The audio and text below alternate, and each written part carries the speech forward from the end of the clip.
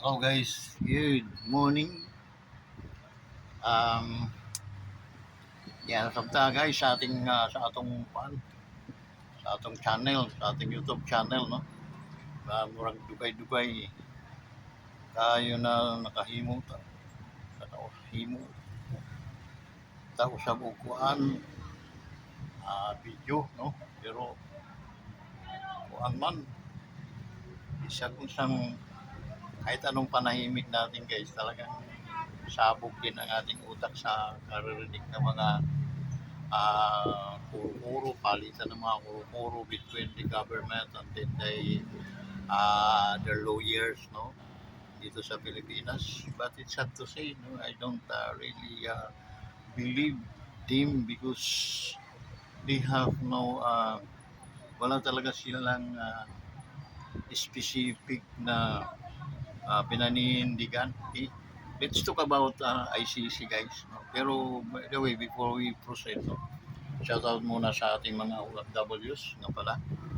Um, Ingat po kayong lahat. And then we are planning to have um,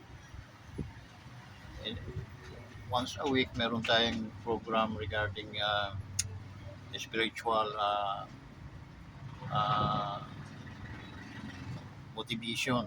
Uh, so spiritual motivation kailangan natin bilang tao, no? Dahil ano ito, talagang kinakailangan ngayon na malaman ng tao na ang tao ay hindi nabubuhay ito sa pamamagitan lamang ng pagkain physical, no? Because malinaw sa Biblia, mayroon sa Biblia nakasulat na man shall not live by bread alone. Okay? So hindi lamang nabubuhay ang tao sa pamamagitan ng tinapay lamang. So doon they are not talking in regard ano hindi nagsasalit the meaning of that no is nakapokus doon sa spiritual na mga bagay eh? Kasi malinaw naman na money is a spirit, he has a soul, he lives in the physical bodies according to Genesis. What God says that let us make man in our own image. So we are the image of God. God is spirit, yes, but we have a soul and we live in our physical bodies. Now guys, in regards kasi dito sa no, sa ICC, lalo na mga lawyer nato no, they are spending their time before no, nagsunog sila ng kilay para mag-aral ng abogasiya. Tapos dito in terms of debating this kind of case no, tama ba yung mga ginagawa nilang we are pinakikialaman tayo ng international court no, tama ba yun na pwede silang manghuli, pwede silang magbigay ng mga ang tawag nito, bigay sila ng tawag, inis ko kasi nakalimutan ko na no. Pero ganun lang ang tema natin no. May karapatan ba yung ICC manghuli sa o mag o ganun na nga no, manghuli o may exist nila ang kanilang rules and law dito sa ating bansa. So yun ang magandang pagdebatihan natin. Welcome mga abogado. Kasi kung hindi lang ako nagloko ng buhay, ako yung abogadong magkikipagkumbati dyan sa ICC na yan. Okay? Una, sa positibo, no, positibong aspeto tayo kung muna pumunta. Walang-wala talaga silang jurisdiction sa atin. Okay?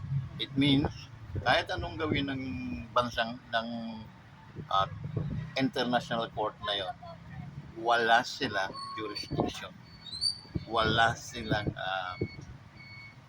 supposed to be function dito sa ating bansa. Dahil sovereign tayo.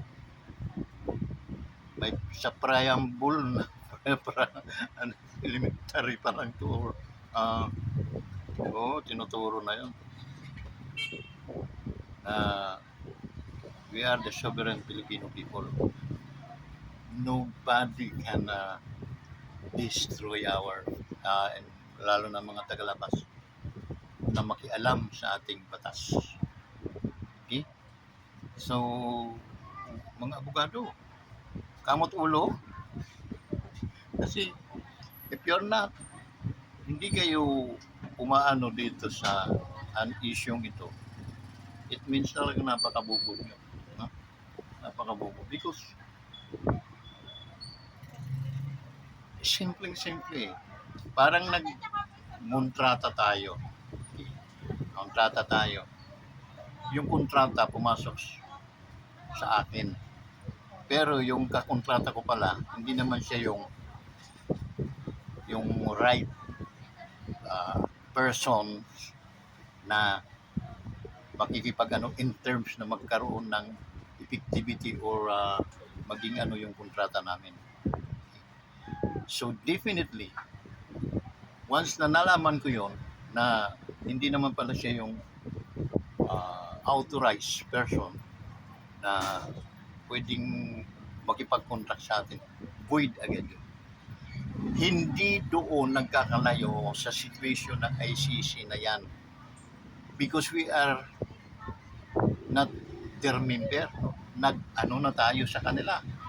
Kumalas na. Nakakahiya yung kumalas. Kinalasan ka na tapos habol-habuling ka.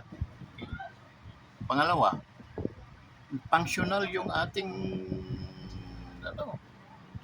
laws and mga regional mga trial court natin dito 100% functional. Pangatlo, they don't have a jurisdiction. Okay? So, doon malinaw. Definitely, never talaga sila i-entertain o makapasok man lang o makaano sa kanilang gustong mangyari. Okay? Huwag na tayong lumayo kay Senador Bato de la Rosa.